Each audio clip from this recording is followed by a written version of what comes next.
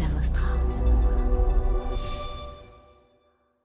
Quand tu te poses la question de comment je le finance, là on a décrit combien ça coûterait de le louer plutôt que de l'acheter. Et si tu te poses la question de l'acheter ce bien à 1 million, ensuite on fait un plan de financement et là on met le cas classique, c'est de mettre à peu près 10% d'apport.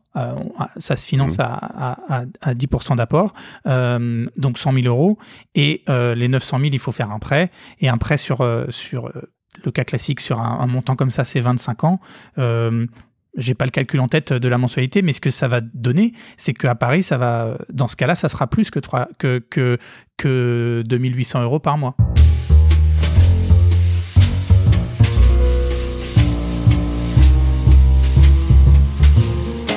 Salut, je suis Mathieu Stéphanie et je vous présente La Martingale, un podcast qui vise à explorer le monde de la finance personnelle pour comprendre comment gagner à tous les coups, qu'on ait 200 euros par mois à investir ou 5 millions sur son compte en banque.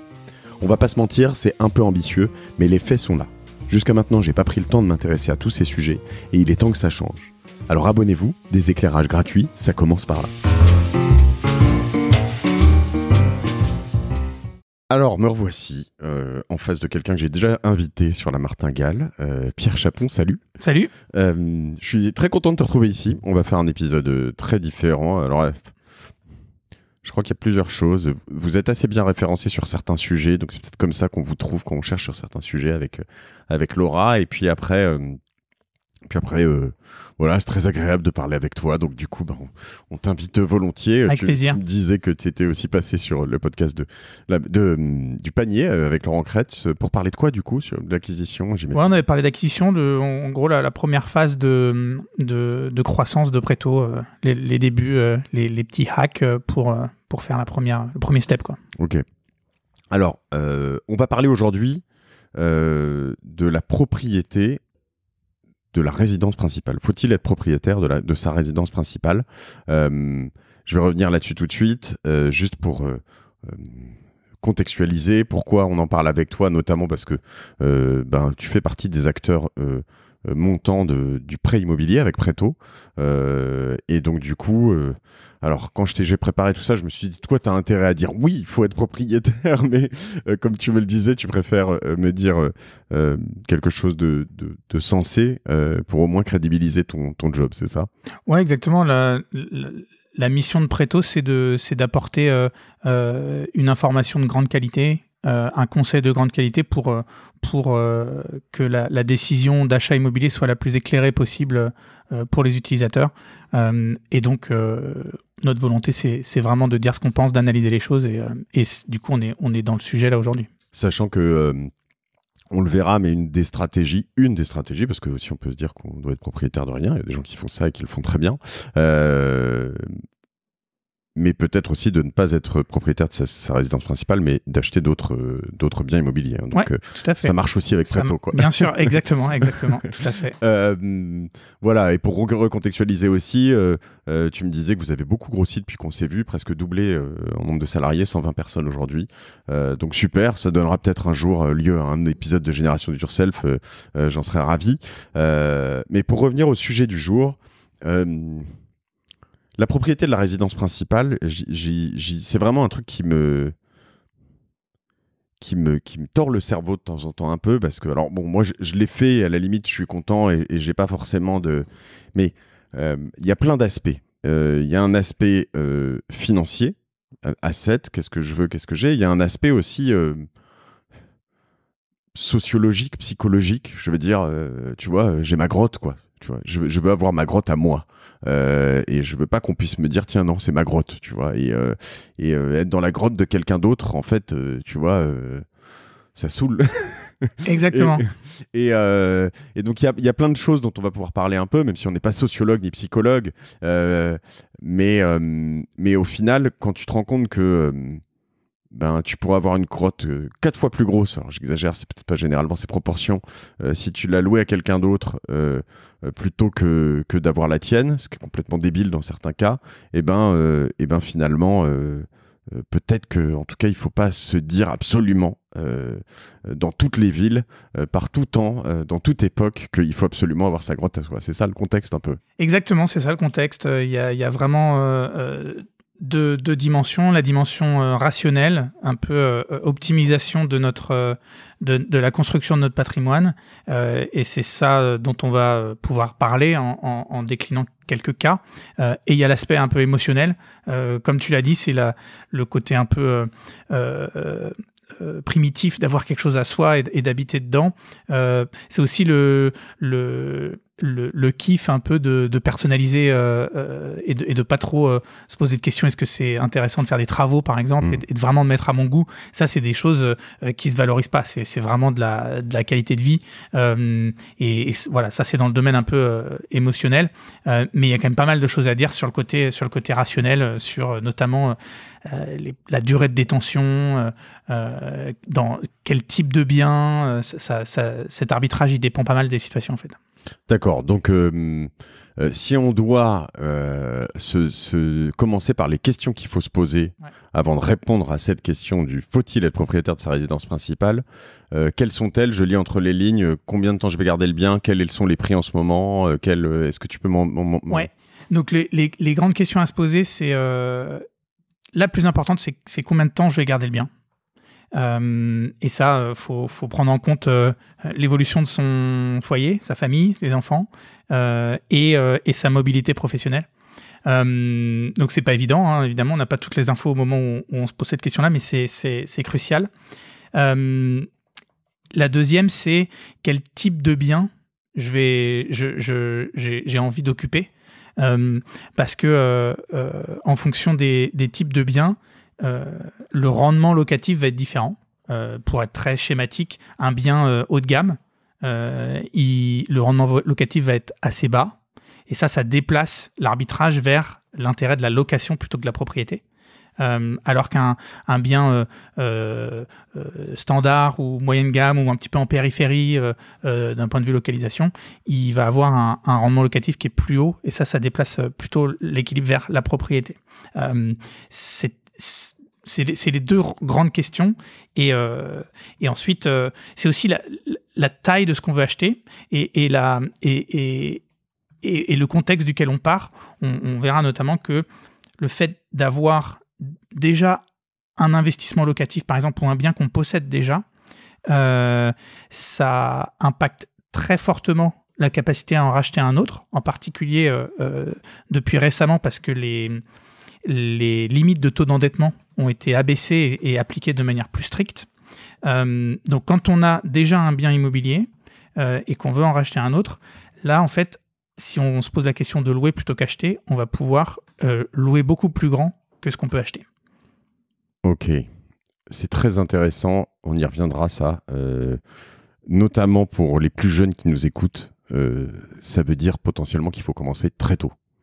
Je veux dire, ça peut changer ta vie si à 22 ans, quand tu peux. Alors moi, ce que je ferais là en écoutant en 2 secondes, c'est me dire j'achèterais un bien moyen de gamme en périphérie.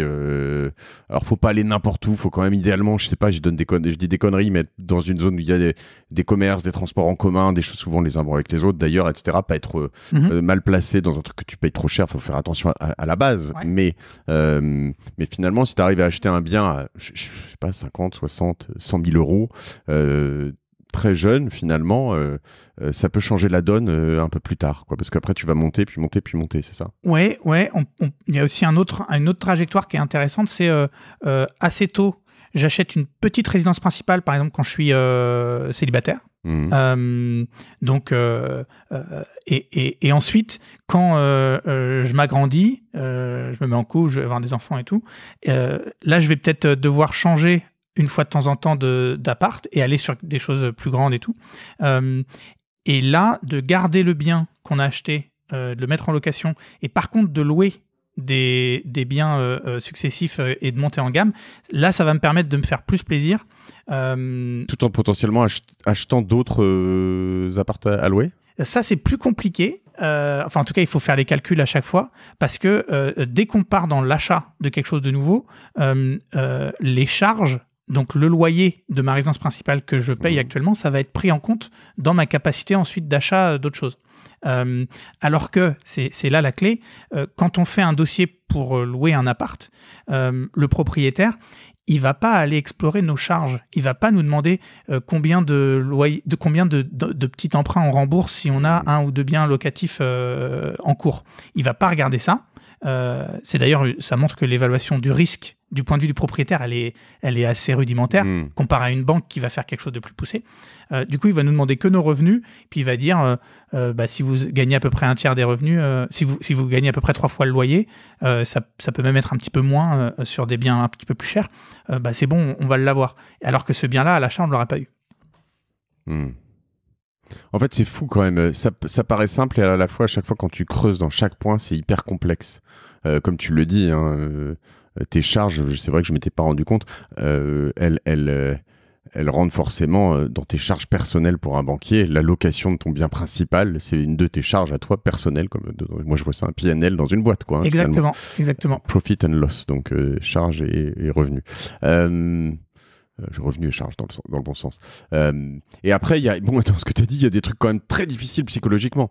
C'est-à-dire être propriétaire de ton appartement quand tu as 23 ans ou 27, que tu es célibataire, jeune femme, jeune homme, et qu'après tu te mets en couple et te dire je vais louer ma grotte et je vais en louer une autre, tu vois. Je veux dire, c'est pas simple. Hein. C'est pas simple, mais c'est quelque chose qui a vachement de sens en fait. Parce que, on va le redire, mais la clé, c'est de garder les biens qu'on possède longtemps. Parce qu'il y a des frottements à la transaction immobilière qui sont très importants en pourcentage. C'est les frais de notaire, les frais de mise en place d'un prêt immobilier. C'est à peu près 8% de la transaction. Les frais d'agence, c'est encore au-dessus. Voilà, exactement. T'arrives vite à 10, on peut dire 10%. Du coup, revendre 2 ans après, c'est une mauvaise affaire. C'est une très mauvaise affaire. Donc, ce qu'il faut retenir, c'est acheter quelque chose pour le garder longtemps. Et quand on le voit comme ça, vu que notre vie professionnelle, elle peut nous amener à bouger, et notre vie personnelle peut nous amener à étendre la famille, les raisons de devoir changer, elles sont importantes sur la résidence principale.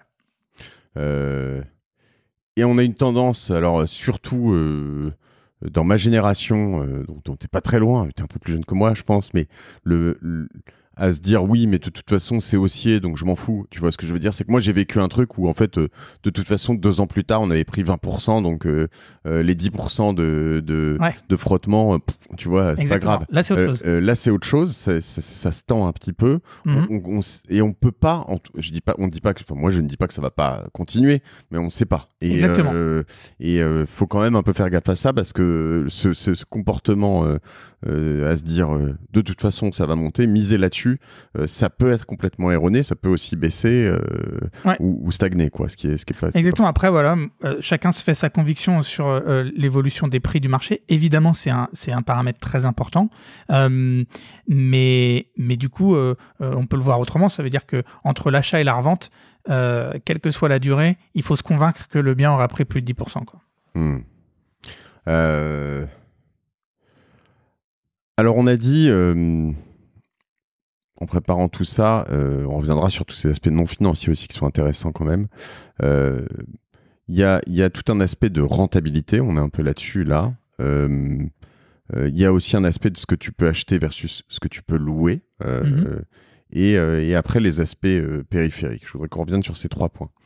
Sur le point de rentabilité, j'aimerais savoir comment on calcul, c'est-à-dire moi je vois bien, notamment vous avez un truc super bien fait. Moi, à chaque fois que je dois faire un calcul de prêt immobilier, je le fais sur Préto. Il me semble que je peux aller jusqu'au bout et avoir tout sans laisser mon adresse mail chez vous, non? Ouais, ça a tout changé. À fait. Ouais. Non, ça n'a pas changé. Ça, c'est pas mal parce que après les autres, tu te fais pourrir, surtout quand tu as une sorte de... Tu laisses un indice sachant que tu voudrais peut-être acheter un truc. Derrière, je pense que tu es très bankable. Vous faites pas ça. Donc je vais souvent sur Préto pour le faire. Donc j'ai compris comment je pouvais faire une simulation de prêt. En fait, souvent j'ai un banquier, un partenaire, il va arriver et en 2 secondes il va me faire une simulation de rentabilité. Comment je la fais soit de manière standard, c'est-à-dire en me disant bon, à peu près les frais de notaire c'est tant, les frottements dont tu parles c'est tant. Qu'est-ce que tu fais pour la faire vite fait? J'aimerais bien mettre ce calcul pour nos auditeurs sur la page. Ouais. Alors la rentabilité la plus importante à prendre en compte, c'est la rentabilité intrinsèque du bien. c'est-à-dire le ratio entre ce que ça peut rapporter en location, en loyer qui rentre, et la valeur du bien, le prix d'achat. Ensuite, le financement, c'est séparé. C'est pas la rentabilité intrinsèque, le financement.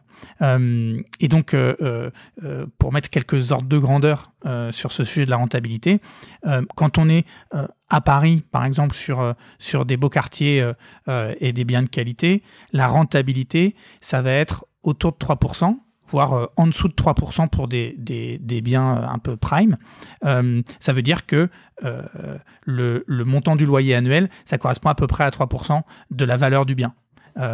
Là où, dans une ville moyenne de province, par exemple, ça va être le double. C'est-à-dire ça va coûter beaucoup plus cher de louer que d'acheter en province comparé à Paris. C'est ça la rentabilité la plus importante à prendre en compte quand on fait cet arbitrage acheter ou louer. Ça veut dire qu'il est donc probablement, il est souvent moins intéressant d'acheter à Paris que en région. Clairement. Donc 3%, ça veut dire que, je reprends le calcul, si j'achète un appartement 1 million, pour simplifier, ouais. Ça va me coûter par an 30 000 euros. Non, ça veut dire que tu pourrais le louer 30 000 euros par an. Ouais, je pourrais le louer 30 000 euros par an. Pardon, oui, ça va pas me coûter. Je pourrais le louer 30 000 euros par an. Et donc, il me faudra un certain nombre d'années, 30 ans presque, pour revenir sur 30 ans, ça fait... Non, 30 ans, je suis à 900 000, c'est ça. Donc, 33 ans, plus les frais, etc., pour rembourser mon truc totalement. Ouais, c'est ça. Donc, soit tu as un gros apport, soit tu te le payes cash, mais si tu te le payes cash, vaudrait mieux, en fait, sur 33 ans, mettre ce... Après, du coup, quand tu te poses la question de comment je le finance, donc là, on a décrit combien ça coûterait de le louer plutôt que de l'acheter. Et si tu te poses la question d'acheter ce bien à 1 million, ensuite, on fait un plan de financement. Et là, on met... le cas classique, c'est de mettre à peu près 10% d'apport. Ça se finance à 10% d'apport, donc 100 000 euros. Et les 900 000, il faut faire un prêt. Et un prêt sur le cas classique, sur un montant comme ça, c'est 25 ans. J'ai pas le calcul en tête de la mensualité, mais ce que ça va donner, c'est qu'à Paris, dans ce cas-là, ça sera plus que 2 800 euros par mois. La mensualité. Et pour y accéder, il faut du coup gagner 3 fois plus que 2 800 euros. Donc voilà, un petit paquet d'argent. En couple, 8 000 solide. Non, la difficulté après, ce que je voulais voir aussi, c'est l'ensemble. C'est-à-dire que si tu prends cet appart à 1 million, même avant, tu vas rajouter des frais de notaire. Donc déjà, tu vas être à 1 50 000 euros, quelque chose comme ça. Grosso modo, 5%, c'est ça. Tu vas rajouter des travaux initiaux. Souvent, hein, t'as pas un truc, voilà, donc tu vas te dire, bon, bah déjà, j'arrive à 1 150 000 euros. Parce que tu peux peut-être mettre 10%. Alors ça dépend, justement, par exemple, en région, les travaux... Comme l'appartement vaut moins cher, la proportion de travaux vaut souvent plus cher qu'à Paris, ou même si les travaux valent un peu plus cher à Paris qu'en région. Mais en relatif, par rapport au prix au mètre carré, ça peut être plus en région. Ouais. Mais donc, ce que je veux dire, c'est que si tu te dis, je mets, tu vois, assez vite, sur une durée de vie d'un bien immobilier comme ça, je vais avoir 5% de frais de notaire. Tu peux avoir, tu peux mettre des frais d'agence. C'est un peu plus, c'est 7% dans 7%, voilà, 7% de frais de notaire. Mettons, tu le calcules comme ça, 10% de travaux, plus des travaux dans la durée de vie. C'est-à-dire que il va y avoir le toit, même si tu es en copro, il va y avoir la façade, il va y avoir des fuites, il va y avoir... sur un appartement à Paris, c'est peut-être 1-2% par an du prix du bien, 1%, 2%. Et sur une maison, par exemple, parce que là, on parle pas mal de Paris, mais sur une maison, ça va être plus l'entretien annuel. Et voilà, donc tu peux rajouter 2, 3, 4, 5%. La taxe foncière. La taxe foncière, les choses comme ça. Tout ça que tu payes pas quand tu es locataire. Exactement. Ni notaire, ni etc., etc. Donc très vite, en fait, tu te rends compte que dans tes charges un peu mortes, on prend 1-2%, mais 1-2% sur 1 million. Ça fait 10 000 euros, 20 000 euros, 10 ou 20 000 euros, ta taxe foncière, tes choses comme ça. En fait, très vite, par rapport à ton loyer, en fait, quand tu vois que, comme on le disait, tu vas payer un loyer de... Alors là, tu vas rembourser 2800, 3000 euros, 2800 euros par mois. Finalement, tu y arrives vite en termes de charges à tes 2800 euros par mois quand tu es propriétaire. On peut reformuler tout ça avec la métrique du rendement. Ouais. Finalement, quand je suis locataire de ce bien-là, ça me coûte le rendement que je sers au propriétaire, au détenteur de l'actif. Donc, ça me coûte 3%. Je lui paye 3% au propriétaire. Quand j'ai décidé de l'acheter, en pourcentage, en regard de ce 3%-là, ça me coûte quoi? Ça me coûte mes intérêts d'emprunt.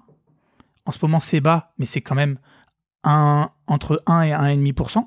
Par an. Donc voilà. Ton million, on revient sur 10 000 euros par an. Hein, tu vois. Ça me coûte l'amortissement des travaux initiaux. Donc, en fonction de la durée où on est, mais on arrive potentiellement vite à 0,5, 1% par an. Ça me coûte l'entretien annuel. Pareil, on peut peut-être rajouter 1 point par an. On arrive vite à être ISO par rapport aux 3 points que le locataire sert au propriétaire. Et on n'a pas encore parlé de l'amortissement du coût fixe initial, qui est les frottements de frais de notaire. Et du coup, quand on voit ça comme ça, il y a beaucoup de cas dans lesquels être locataire, ça coûte moins cher que d'être propriétaire, parce qu'on est sur un rendement bas. Si on est dans une petite ville de province où le rendement, c'est pas 3, mais c'est 6, là, ça change tout. Et du coup, le payback, la rentabilité, la durée de rentabilisation de l'achat, elle est beaucoup plus faible. Alors, il y a plusieurs manières de voir, tu vois, j'ai cette image de la cigale et de la fourmi quand même qui forcément tape à la porte, tu vois, là. C'est que, oui, sur 20 ans, oui, sur 25 ans, et tu peux te dire, en fait, c'est mon kiff, parce qu'en fait, tu vas avoir, moi j'ai des potes qui ont une philosophie qui est complètement comme ça, se dire, en fait, moi je loue parce que je peux me payer 170 mètres carrés, alors que tous mes potes, ils achètent et ils sont dans 110, quoi. Et en effet, ils vont avoir des trucs somptueux, etc., etc. Je me dis, mais rendez-vous dans 20 ans, tu vois. Il y a aussi un peu ce truc où, bah ouais, mais moi, dans 20 ans, je payerai plus. Alors, si tu payeras toujours un peu ces 3% enfin, non, c'est plus les 3% d'ailleurs. Tu payeras encore, de l'entretien. Ouais, t'as plus le crédit, t'as plus les intérêts, donc tu payes 1,5% de, voilà. Et ça, c'est quand même important dans tout ce calcul. Alors, il y a des gens qui disent, ouais, mais moi, je sais même pas où est-ce qu'on sera, le monde, etc., dans 20 ans, voilà. Ouais, ça veut dire que quand on fait le choix de la location, l'argent, notamment les coûts initiaux qu'on ne mobilise pas, comme les frais d'agence, les frais de notaire, tout ce qui va dans l'apport, les travaux et tout, et le delta mensuel qui est quand même à l'avantage du scénario locataire, il faut l'investir. Et il faut l'investir, ça peut être dans de l'immobilier, mais dans autre chose, dans des placements financiers qui peuvent avoir des rendements intéressants. Et là, on résout un petit peu le sujet de la cigale et la fourmi. Évidemment, on peut pas donner comme conseil de pas prévoir l'avenir, évidemment. De tout cramer. De tout cramer, pas du tout. Mais il y a ça peut être optimal de bien réinvestir tout ça en choisissant d'être locataire de sa résidence principale. Et il y a pas mal de gens qui le font. T'es propriétaire de ta résidence principale? Non, je suis pas propriétaire de ma résidence principale. J'ai un petit locatif, mais je suis pas propriétaire de ma résidence principale. Je pourrais pas. Je pense que ça serait difficile de me payer ce que je loue. Parce que les règles de taux d'endettement, elles sont compliquées en ce moment. T'es là-dedans, c'est bien. T'es pas le cordonnier le plus mal chaussé. Non. Je savais pas avant de te poser la question. Ouais. Pas aussi à tout le monde. Parce que la remarque que je me faisais, c'est que c'est difficile d'être moitié cigale, moitié fourmi. C'est-à-dire en t'écoutant. C'est-à-dire que moi, j'ai une tendance à, tu vois, à être très safe quand même sur les choses, donc à avoir un peu sous le matelas. C'est pas la peine de venir chez moi, j'ai vraiment rien sous le matelas, mais tu vois, en mettre un peu à droite à gauche, avoir des petites choses, etc. Et quand je pense à mon pote, je l'ai vraiment en tête, mais j'en ai plusieurs, mais j'en ai un vraiment en tête. En fait, lui, il est complètement sur tous les domaines, quoi. Ouais, c'est-à-dire que lui il loue, il se fait super plaisir, et puis je pense pas qu'il investisse réellement beaucoup, quoi. Et mais en effet, du coup, être capable de louer tout en se disant ok, j'en suis conscient, je rentre pas dans ce truc-là, mais en revanche, je fais plus smart ailleurs et dans 20 ans, tu verras, en fait, je serai aussi bien que toi.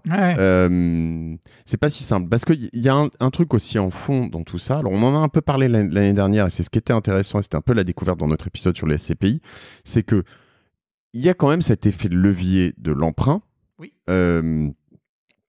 qui est quand même immense sur l'immobilier et qui est souvent pas le cas dans les autres investissements. C'est-à-dire que tu me disais que tu pouvais le faire, c'était l'idée sur les SCPI. Tu peux le faire avec Préto d'ailleurs ou pas ? On peut avec Préto, tout à fait.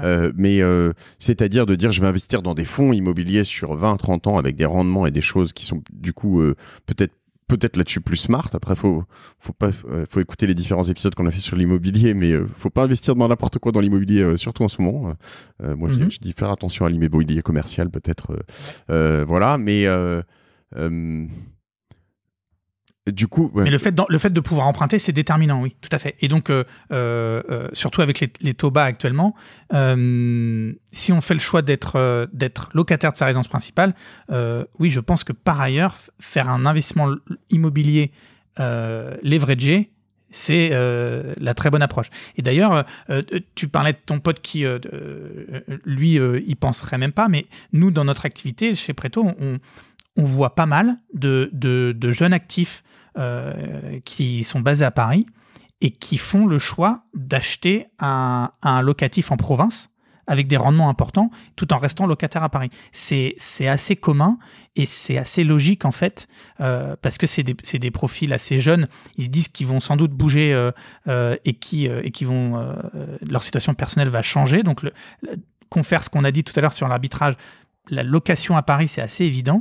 Et par contre, ils se disent, j'ai un petit peu d'apport et les taux sont bas, je vais investir. Et en plus, en gros, ils louent à 3%, ils servent 3% de rendement aux propriétaires dont ils occupent l'appartement et ils vont investir à 5-6% en province. Ça me paraît assez smart. La difficulté pour moi, tu vois, c'est que le paradigme dans lequel j'ai grandi, je partage mon expérience parce que certains n'y seront pas étrangers, je pense. Moi, j'ai grandi à Cherbourg en Normandie. Mes parents ont acheté leur maison, bon français, résidence de taille moyenne, humble, dans une ville moyenne et humble.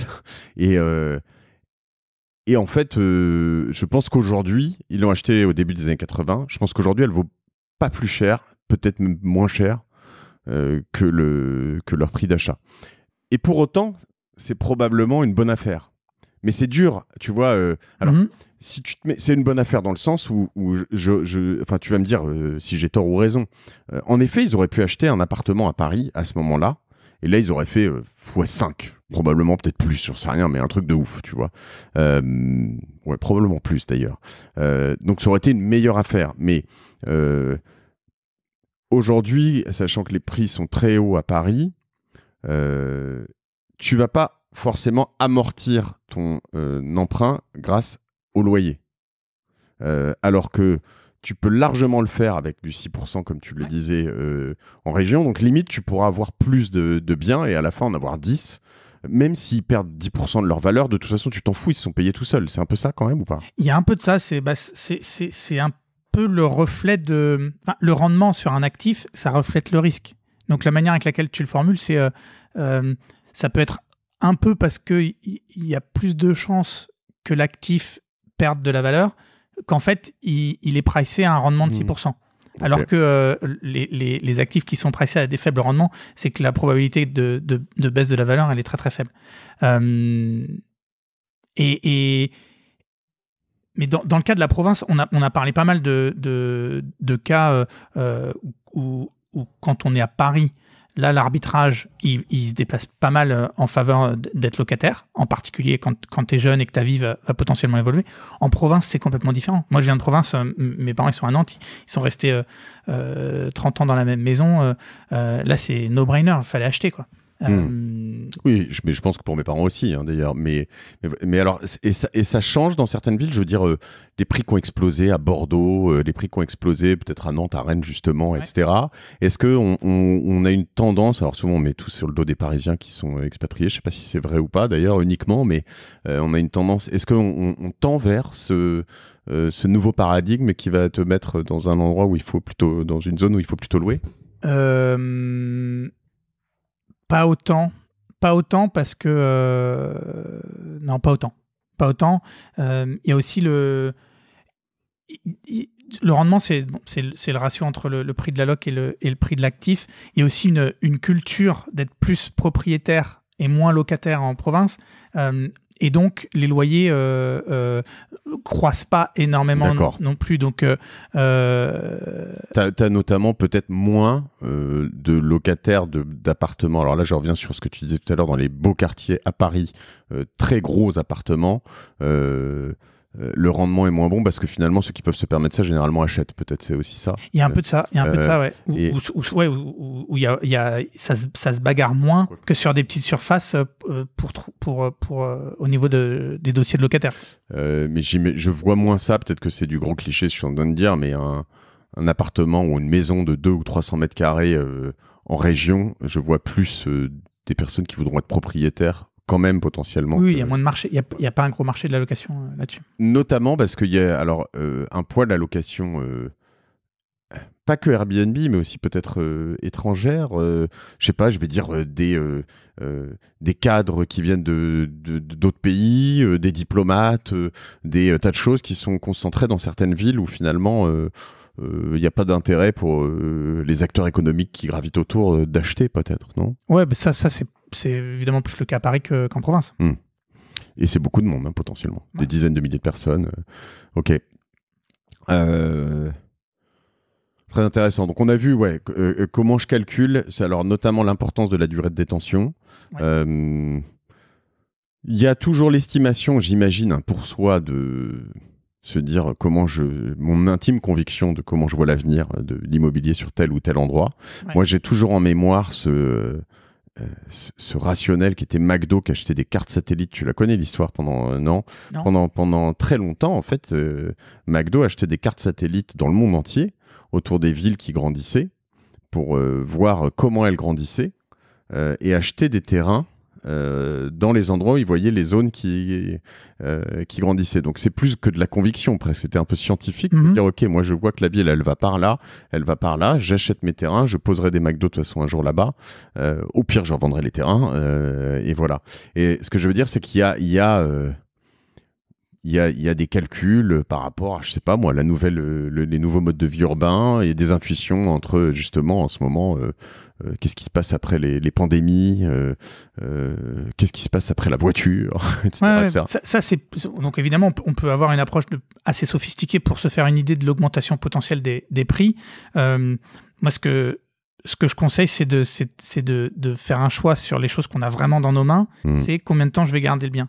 Parce qu'il y a un aléa sur comment vont évoluer les prix, mais par contre, ce qui est certain, c'est plus je garde le bien longtemps, plus c'est une bonne opération. Ouais. Il y a un truc il faut que je le rappelle parce que beaucoup de gens l'oublient quand même. Il y a une règle qui est mère, qui va au-dessus de tout, c'est quand même le prix d'achat, quoi. Je veux dire, beaucoup de gens à un moment se disent non, mais c'est pas grave, je le paye cher, mais il se passe ci, il se passe ça. Non, enfin. À part peut-être cas exceptionnel dont on parlera un jour, mais quand tu payes trop cher un bien, tu payes trop cher un bien, quoi. Basta, c'est tout. Clair. Et moi, j'ai une tendance à être, c'est très compliqué pour moi parce que j'ai une tendance à être totalement barre de fer là-dessus, c'est-à-dire à vouloir vraiment faire que des coups de fusil, ce qui est pas toujours bien, notamment. Alors, tu vois, je peux y revenir moi-même sur Paris et certains quartiers, parce qu'en fait il y a des endroits où c'est monté tellement vite, tellement fort qu'en fait à un moment quand tu achetais à un prix marché de 11 000 euros du mètre carré ou 10 000 euros du mètre carré, tu te disais ça va jamais aller au-delà il y a 10 ans ou voilà, voire plus, et aujourd'hui dans ces mêmes quartiers tu peux monter à 13, 14, 5, 15, enfin, des trucs fous, tu vois. Donc finalement j'avais du mal à me dire mais en fait, certains biens qui sont très très bien ne se vendent, enfin, t'en trouves pas en bonnes occasions. Et je dis ça, t'en trouves pas, et finalement, ce bureau, voilà. Et l'autre biais que je peux avoir, c'est que je prends ce bureau que j'ai payé très en dessous du marché. J'ai mon voisin du dessous qui a vendu. Quand il m'a donné son prix, je lui ai dit, mais t'as fumé. C'est même pas en rêve, en fait, je t'achèterais ce truc, voilà, qui était... je l'ai payé moi ici 5 000 du mètre, et en dessous il a vendu je crois à plus de 12 000. Et je parle de 4 ans d'écart, tu vois.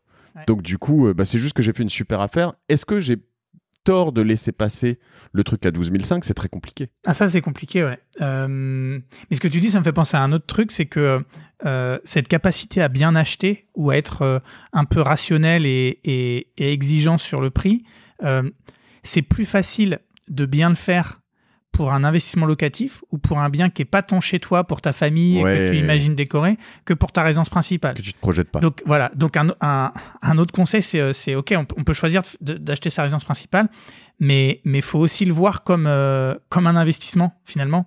Et c'est plus dur, parce que on est dans l'émotionnel, on est dans son chez-soi. Et à la fois, j'ai envie de dire le contraire. C'est-à-dire aussi justement dans le kiff. C'est-à-dire que là, on est sur une approche très financière, mais on n'a qu'une vie. Tu vois, moi, je suis dans cette période où j'ai des enfants jeunes, je vais vivre 20 ans avec eux et pas plus. Je les revivrai pas ces 20 années. J'ai pas envie de me dire, je vais essayer de faire, tu vois, ce truc où je vais pas me faire, je peux pas avoir de terrasse, mais si je pouvais, tu vois, je vais me faire une terrasse parce qu'en fait, j'ai envie de kiffer avec eux, de déjeuner dehors, même si l'opération est mauvaise, entre guillemets. Ouais, tout à fait. Faut savoir faire, et c'est le dernier point, c'est-à-dire que qu'on voulait aborder ensemble, mais c'est pas que des finances. Et sur plein d'aspects, c'est assez important, parce que souvent, pas toujours, mais souvent quand on le fait bien, finalement, il y a d'autres gens qui verront la même chose que toi. Tu vois ce que je veux dire? Si tu te fais cette terrasse et qu'elle te coûte un peu cher, finalement, la bottom line, c'est que quand même, elle se valorisera un jour ou l'autre d'une manière ou d'une autre. Pas toujours, mais souvent.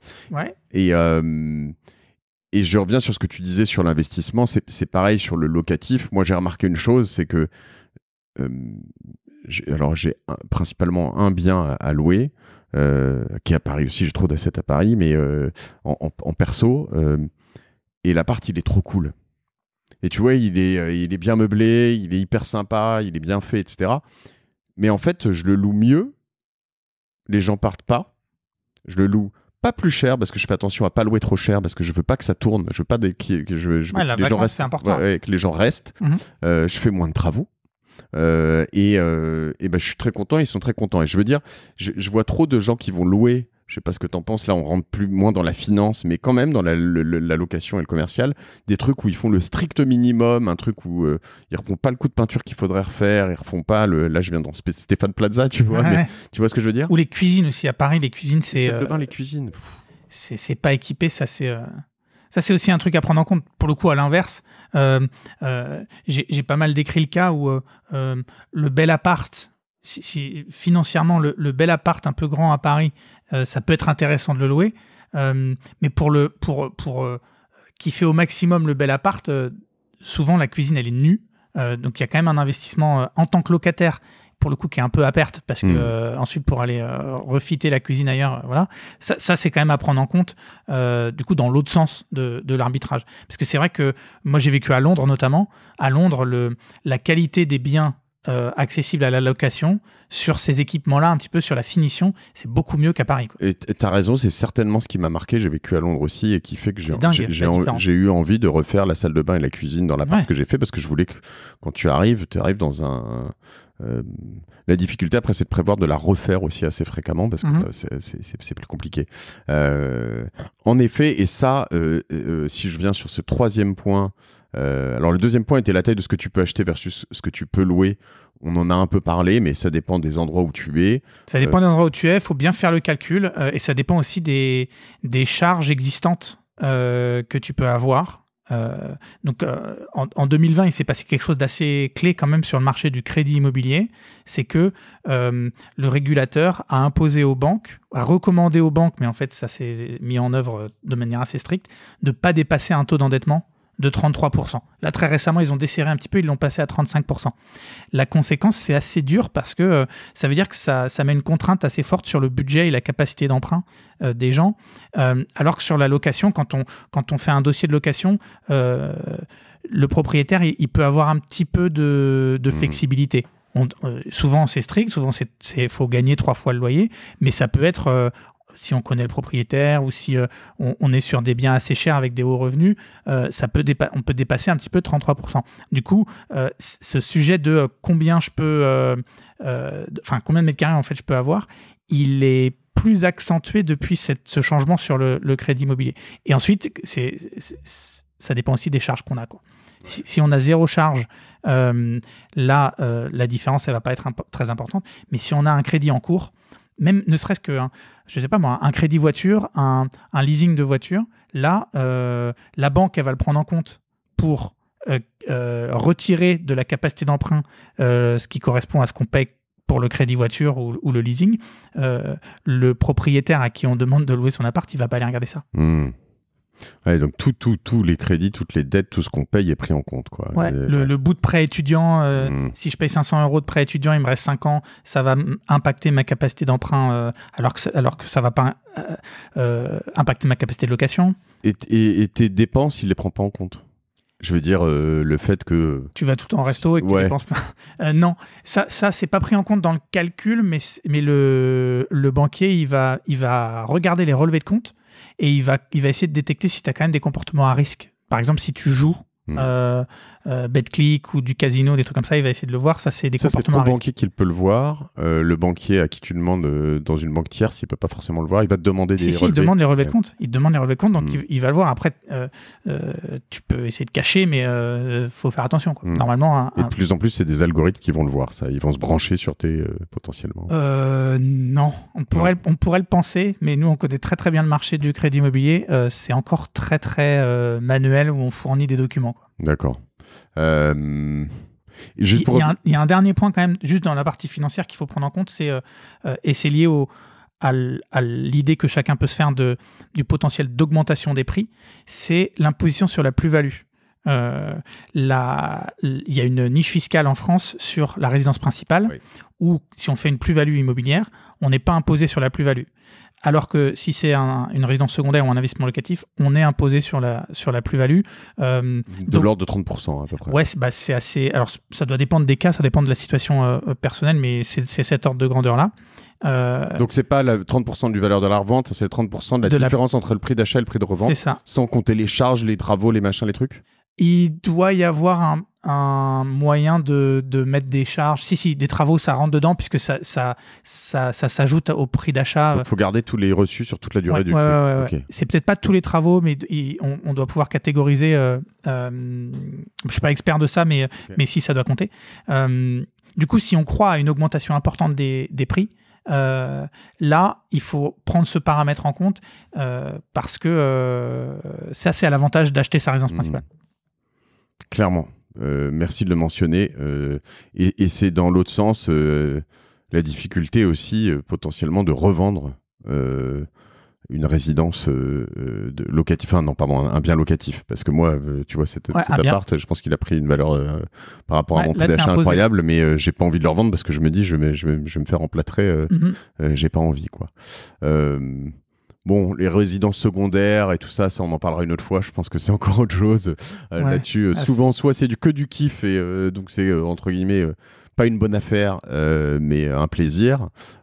Limite, on pourrait aller sur de l'hôtellerie ou des choses en concurrence en fait et se dire soit une manière de le voir potentiellement en perso. D'ailleurs, il faudrait que je fasse un épisode là-dessus parce que j'étais en train de réorienter un de mes... tu sais, je suis assez fan du goal-based investment et j'avais un objectif qui était faire un nouvel emprunt, mettre de côté pour faire un nouvel emprunt, donc avoir une poche, un apport suffisant pour du locatif et en fait, là, je suis en train de me dire, je voudrais mettre de côté pour faire construire un chalet. D'accord, à la montagne. Ouais, et je me dis que... Mais en revanche... en fait, j'ai quand même une approche assez business de chalet parce que je sais que j'irai à moins d'un confinement. Donc tu veux le louer quand t'es pas là, quoi. Ouais, voilà. Et je vais faire un truc. J'y ai déjà pensé. J'ai tout le truc en tête, le business plan. Mais en l'occurrence, faut être certain, pareil, que la montagne, il y a encore de la neige dans 20 ans. Ça, j'en suis pas certain. Personne ne l'est. J'irai très haut, 3000 mètres. Non. Le dernier point, non, j'avais une question sur le taux d'endettement, juste de manière très simple, hein, parce qu'on entend ça tout le temps, ton banquier t'en parle, etc. Je gagne 100, 33, je suis endetté à 33, c'est ça en gros. Hein. Si je gagne 100 000 euros par an, par exemple, et que je dois rembourser 33 000 sur différents prêts, c'est ça mon taux d'endettement. Exactement, ouais. Sur 33%, pardon. Sur le net imposable. Le revenu qui est pris en compte, c'est le net imposable, donc net avant impôt. Net avant impôt. Sur le revenu, voilà. Ok. Donc pour ceux qui payent beaucoup d'impôts, ça fait une grosse différence quand même. Ouais, c'est le net avant impôt. Ouais. Ok, donc sur le net imposable. Et maintenant, c'est 35%. Depuis un mois, ça a été assoupli. Donc tu prends finalement ton... alors sauf si tu as plein de comptes partout, mais si tu prends tes comptes en banque, tu regardes où est-ce que tu as... de l'argent, enfin tu regardes où est-ce qu'on te prélève et puis en gros là-dessus tu vois tout ton endettement par rapport à ton revenu. Ouais, pour préciser, les charges qui sont prises en compte pour calculer l'endettement, c'est pas tout ce qu'on nous prélève. Pour être précis, c'est les crédits et les loyers bien sûr, c'est pas ton téléphonique. Pas oui, bien sûr, c'est vraiment les crédits. Oui, pardon, c'est ce que je voulais dire. C'est une charge vraiment fixe et importante. Tu es beaucoup plus précis que moi. Il faut que je te le disais. J'essaie d'être plus précis, donc tu as raison. Mais ça veut dire que si j'ai zéro, si tu as des revenus, mais si mettons que j'ai un énorme patrimoine, j'ai 100 millions à la banque, j'ai zéro revenu, parce que justement j'ai pas d'appart, j'ai rien, je ne fais que dépenser, on va dire. Je peux pas emprunter. Alors, si tu as 100 millions ou si tu as en gros... On peut toujours s'arranger. On peut toujours s'arranger. Voilà. On peut en gros, dans le cas où il y a du patrimoine, par exemple des contrats d'assurance vie du patrimoine financier, même sans aller jusqu'à 100 millions, on peut emprunter en mettant en garantie du prêt les actifs financiers pour la banque. Très très schématiquement, si tu as 1 million sur un contrat d'assurance vie, la banque elle va pouvoir te prêter 500 000 en faisant un prêt hypothécaire qui se garantit du coup pas sur la visibilité sur tes revenus, mais il y a quand même un patrimoine. Mais si t'es propriétaire de ta résidence principale, mettons, qui vaut 600 000 euros, tu es à Besançon et tu as une belle maison et que tu n'as pas de revenus, tu veux acheter 2 petits apparts qui valent 60 000 euros, 10% de ton... tu peux pas. Non, ça tu peux pas, non. Qui se paieront eux-mêmes, etc. Non, même avec un beau business plan en disant je mets en garantie 20% de ma résidence principale. Non. Non. Ou à la toute marge, mais le cas classique c'est non. Une banque, elle veut voir des revenus... il faut taffer quand même un peu, ou faire taffer ton argent en tout cas au moins. Ok, et après, pour finir, sur la taille de ce qu'on peut acheter versus ce qu'on peut louer, ça va dépendre évidemment, mais il faut bien regarder ça, dépendre des régions, des endroits. Si tu es à Marseille, à Paris, à Besançon. Faut vraiment regarder... faut regarder des biens précis, quoi. Faut regarder des annonces de biens à la location, des annonces de biens à la vente sur à peu près la surface dont on a besoin, dans le quartier qu'on imagine, et faire le scénario entre les deux, parce que tout ce qu'on a dit, ça dépend énormément du contexte vraiment précis. Ok. Et alors après, on dit c'est pas que des finances. Moi, je voudrais... c'était le 3e point qu'on a abordé en filigrane pendant cet épisode, mais je voudrais aussi revenir sur ce point qui est parce qu'on est dans la force de l'âge. Je peux plus dire qu'on est jeune, donc moi je peux pas dire que je suis jeune, mais voilà. Je peux pas m'empêcher de me projeter et de me dire quand même, alors en effet, si tu as investi ailleurs, bien fait, etc., mais à la fin, tu vois, si mes enfants, alors tout le monde n'est pas dans ce cas de figure, mais mes enfants partent, finalement, je peux revendre ce bien immobilier que j'ai mis des années à payer pour en prendre un plus petit, avoir un pécule de côté pour faire autre chose, pour le louer autre chose, pour payer les études, pour etc. Et je me dis quand même, si je me mets un petit peu je me fouette un peu sur ma période où je bosse dur, finalement, il y aura un payback, tu vois, il y aura un retour sur investissement plus tard. Toi, ce que tu dis, c'est qu'il faut évidemment y penser même si tu loues, mais en le faisant autrement. Ouais. Et en se contraignant. C'est ça qui est très important. Finalement, l'achat d'un bien immobilier, par la force des choses, on n'a pas le choix que de rembourser, donc ça fait une épargne forcée. Et ça, pour pas mal de gens, c'est la contrainte qu'il faut pour que on dépense pas tout et qu'on se retrouve avec quelque chose à la fin. Mais cette notion d'épargne forcée, on peut très bien se l'appliquer tout en faisant le choix, parce que c'est pour des bonnes raisons, de louer sa résidence principale.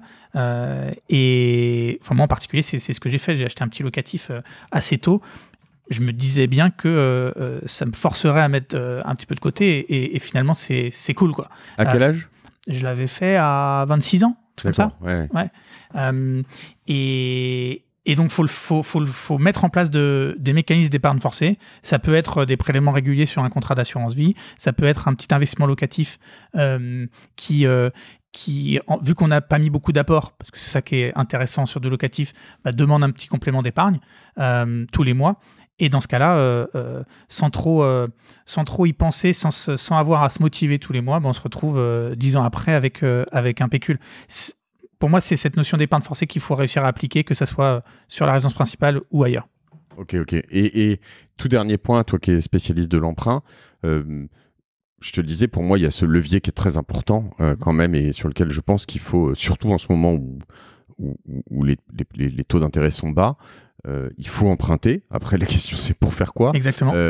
Et qu'est-ce que je peux faire d'autre que d'acheter un appart ? Je dirais, on a parlé des SCPI, mais c'est que de l'immobilier. Je peux pas emprunter pour investir dans plein de startups. Je peux pas emprunter pour investir dans des actions en bourse du Google ou du Alibaba, je peux pas emprunter pour acheter des bitcoins. Non. Pas facilement. Non. En tout cas, pas à ces taux-là. Ouais. Ensuite, évidemment, pour des investisseurs plus sophistiqués qui ont déjà des actifs, c'est possible d'aller financer des acquisitions d'actifs qui ne sont pas des biens immobiliers, mais c'est pas du tout les mêmes taux, parce que c'est pas du tout le même risque. Pour profiter des taux bas et du levier très peu cher, c'est que de l'immobilier. Qui peut être ancien, neuf ou mutualisé sous forme de SCPI. Mais oui, c'est l'immobilier pour faire le levier le plus efficace. D'accord, donc du coup, les gros arbitrages sur l'emprunt, c'est vous dire, quelque part, empruntez parce que les taux sont bas, choisissez où vous voulez emprunter le mieux, votre résidence principale selon là où vous habitez, selon la différence entre la location et la propriété. Regardez l'immobilier locatif pour emprunter aussi, parce que voilà, peut-être aussi, comme tu le disais, regardez les périphéries ou les endroits où en fait il y a des belles opportunités de rendement ou des zones en région. Et enfin, regardez aussi potentiellement selon vos croyances sur potentiellement justement les SCPI, peut-être plus difficile, où est-ce qu'on peut les choisir, tu sais. Alors j'avais Atlan Voisin qui m'aidait sur ce sponsor, sur ce podcast. Mais... Il y a des plateformes de conseils en ligne qui permettent de découvrir plein de SCPI. Il y en a, il y a notamment France SCPI.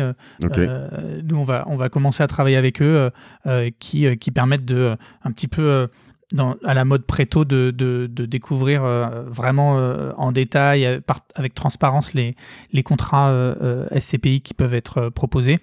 Et derrière, ça peut être financé. Donc voilà. Voilà, et il y a en effet là-dessus des frais qu'il faut regarder à chaque fois. Parce que, il y a des frais d'entrée. C'est un peu l'équivalent de... dans l'immobilier, il y a toujours des frais de transaction. Dans les SCPI, il va y avoir des frais d'entrée. C'est quelque chose comme 4-5%. C'est un peu l'équivalent des frais de notaire quand on achète un bien. C'est un peu le même ordre de grandeur. Donc même les SCPI, donc tout l'immobilier, il faut voir sur le long terme. Si c'est pas pour sortir 2 ans après, quoi. Ok. Et là-dessus, alors j'avais fait un épisode assez sympa sur si vous l'avez pas écouté, si tu l'as pas écouté, sur justement les cryptos et je cherche le terme, la decentralized finance et l'immobilier fractionné, donc notamment en Amérique du Nord. ce qu'on disait dans cet épisode, c'est que tu pouvais te retrouver quand même à avoir à payer, je sais pas si par exemple il y avait un moment inattendu, une réfection inattendue d'un appartement, d'un bien. Dans les CPI, normalement non. Ça, c'est prévu. Je veux dire, tu peux pas te retrouver on peut pas te faire un appel à cotisation. Non, on peut pas te faire un appel à cotisation. Ce genre d'événement, ça va prendre la forme d'une potentielle baisse du rendement, parce que l'efficacité du portefeuille baisse s'il y a ce genre de choses. Mais c'est tellement mutualisé et c'est des boîtes qui prennent une marge de gestion qui fait que normalement c'est anticipé ces choses-là. D'accord. Ok. Donc voilà, 3 choses. On va regarder si on veut se leverager, emprunter, SCPI, immobilier locatif et présidence principale, en gros. Exactement. Et je reviendrai sur 2 choses. C'est s'y mettre tôt, regarder ça très tôt et potentiellement se projeter loin. Parce qu'on parle de, comme tu le dis, pas de choses sur 2 ans, 4 ans. Se projeter loin, pour moi, c'est se dire, alors selon vos projets de vie, si votre projet de vie c'est d'être célibataire toute la vie, et voilà, mais quand même, projetez-vous loin et voyez un peu ce que vous voulez faire et comment vous voulez être plus tard. Si votre projet est aussi d'avoir une famille, d'avoir un certain nombre de choses, se dire, ok, les événements de vie, c'est ça, ça et ça, des études, des accompagnements là-dessus, être certain que je pourrais offrir ou pas à mes enfants ça ou ça selon mes convictions. Et voilà, et en commençant très tôt, en se projetant très loin, finalement, on arrive à souvent faire mieux parce que très tôt, ça te coûte pas très cher. Alors, c'est toujours ce petit effort dont tu parlais tout à l'heure. Et il faut le faire, il faut le faire tôt. Il faut le faire tôt et se contraindre un petit peu à mobiliser une partie du revenu tous les mois. On s'en remercie 10 ans après, quoi. Ok, je crois qu'on a bien couvert le sujet. J'ai oublié un truc. Non. Voilà, n'oubliez pas, faites-vous kiffer quand même dans tout ça. C'est pas que de la finance, c'est voilà, il faut savoir le faire et faire très tôt. Il faut savoir aussi le faire bien, faire des beaux biens immobiliers, faire des belles choses. Ouais. Parce que ça soit en locatif ou en principal, c'est assez kiffant de faire quelque chose de qualité. Ouais. De mieux, que ce soit en bureau, tu vois. Moi, j'en ai parlé quelques fois sur ces podcasts, mais un bureau, on va faire une piscine et j'espère normalement, mais une garderie. On va faire, voilà, à chaque fois essayer de faire quelque chose de détonnant dans des bons quartiers, des bons endroits, à un bon prix d'achat, je le redis. Ouais. N'oubliez pas ça. Et essayez de vendre cher aussi, c'est l'inverse. Donc voilà, il faut être au bon endroit au bon moment. Cool. Bon, écoute, je te remercie. Preto, PRE2TO.fr. Exactement. Pour vos simulations, vous verrez, c'est précieux. Puis pour vos emprunts, évidemment, potentiellement derrière. Voilà, je te remercie de toute ta précision. Merci à toi. Patience sur mes bavardages, mais j'espère que voilà, j'en fais pas trop. Je vous remercie à vous aussi de votre fidélité. La Martingale est en train d'exploser. On a sur les derniers mois presque doublé l'audience. Je suis trop content. Je le disais aussi, beaucoup plus de femmes et je suis très content. Tout ce qu'on dit aujourd'hui s'applique, est évidemment totalement unisexe, mixte et voilà. Je sais plus quoi vous dire, mais surtout notez ce podcast et mettez une note et un commentaire sur Apple Podcast, c'est hyper important. Ça fait remonter dans les classements. La Martingale est fréquemment dans le top 200 et même top 100 des podcasts en France, donc c'est quand même énorme. Ça m'en fait 2 en ce qui me concerne. Je suis hyper content. C'est grâce à vous. Partagez-le à 2 personnes autour de vous parce que beaucoup de gens pensent qu'il faut être propriétaire et vous verrez cet épisode changera. Tu allais dire quelque chose, Pierre? Non, c'est bien. Ouais, partagez. C'est vrai que c'est un sujet qui est très souvent discuté entre potes, donc ça permet d'enrichir un petit peu la discussion. Et je crois qu'on l'a bien couvert aujourd'hui, quoi. Tu vois, c'est un sujet que je voulais faire depuis longtemps. D'ailleurs, je l'ai pas dit, mais Caroline Lameau de Anaxago, dans son podcast, sur son premier épisode, dans son podcast Argent Compté, l'a traité. Et d'ailleurs, je voulais rappeler d'autres épisodes, si vous voulez acheter, je l'ai noté là. Bon, alors il y a du Anaxago, il y a plein d'autres choses. Je pense pas que tu puisses emprunter pour faire ce genre de choses non plus encore. J'imagine. Pourtant, les rendements sont bons. Il y en a plein d'autres qui Club Funding, je pourrais en citer plein. Mais si vous voulez aussi acheter en région, il y a des bons épisodes que j'ai fait sur la Martingale, notamment avec ImmoCities, avec Martin Ménez de Vivouac. J'ai plein d'auditeurs qui sont hyper contents d'avoir fait ça. Donc écoutez ces épisodes aussi, vous verrez comment acheter en province en investissant 0, en région notamment, avec des rendements souvent positifs. C'est pas sans risque tout ce qu'on dit ici, c'est pas des conseils, mais ça vous permet de vous projeter, d'essayer des choses. Voilà. Je vous embrasse. Salut Pierre. Merci. Et puis à la semaine prochaine sur La Martingale.